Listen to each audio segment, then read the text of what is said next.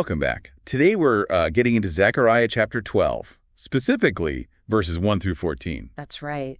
It's a really powerful passage. You've got this vision of, well, ultimate defense for Jerusalem. But then, right alongside it, something quite unexpected. This deep, really agonizing grief. Yeah, it's quite the contrast. The sources we looked at use this interesting analogy, like two friends praying for opposite baseball teams. Mm-hmm. Whose prayer gets answered?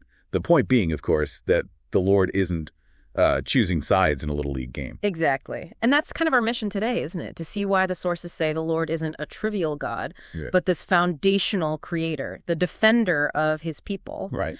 And crucially, what that defense actually costs internally. It's not just about winning the battle. Okay, so let's start with that defense. Where does the text ground this? Well, verse 1 is key. It sets the scale. This isn't just any protector. This is the Lord who, stretched out the heavens. Founded the earth. Formed the human spirit. We're talking cosmic foundational power here. That's the authority behind the promise. And the threat matches that scale, right? Yeah. All the nations gather against Jerusalem. Yeah, the whole world, basically. So God's response, he makes Jerusalem a heavy stone. What's that about?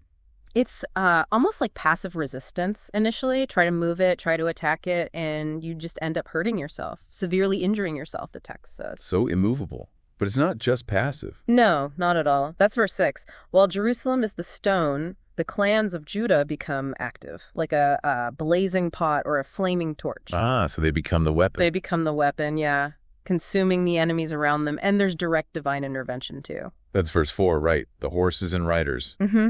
God promises to strike the enemy horses with panic and blindness, and the riders with madness. Complete chaos. Utter demoralization for the attackers. Exactly. And the result for Jerusalem, total security. It says even the weakest person there will be like King David. Wow. Okay, so absolute victory. Enemies destroyed, people protected, strength like David. You'd expect celebration. You would. That's what makes the next part so, jarring. This is the pivot. Verse 9 says God will destroy all those nations. Total military success confirmed. But then verse 10 shifts immediately. It's not about the enemy anymore. It's internal. It's about weeping.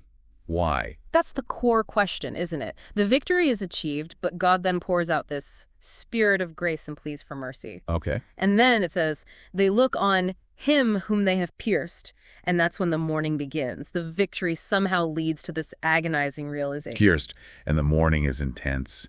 Bitter weeping, like for an only child, a firstborn son. The ultimate loss, unimaginable grief. The text even compares it to this massive historical mourning event, Hadad Rimmon in Megiddo. Which signifies basically the biggest public grief imaginable at the time. Pretty much, yeah. Maximum scale. But here's the really unique thing the sources point out. The structure of the mourning. Right, I noticed that. It says the land mourns, but then it breaks it down. Exactly. Each family mourns separately. The house of David by itself, Nathan's house by itself, Levi, Shimei. Even the wives mourn apart from their husbands. Why so separate? So individual?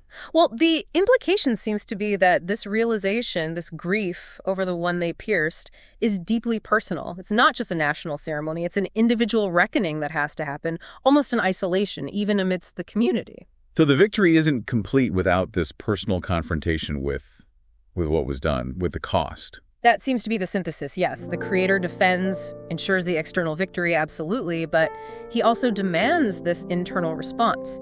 This profound personal grief and repentance is somehow tied to the victory itself. You can't have one without the other. Apparently not, according to this passage.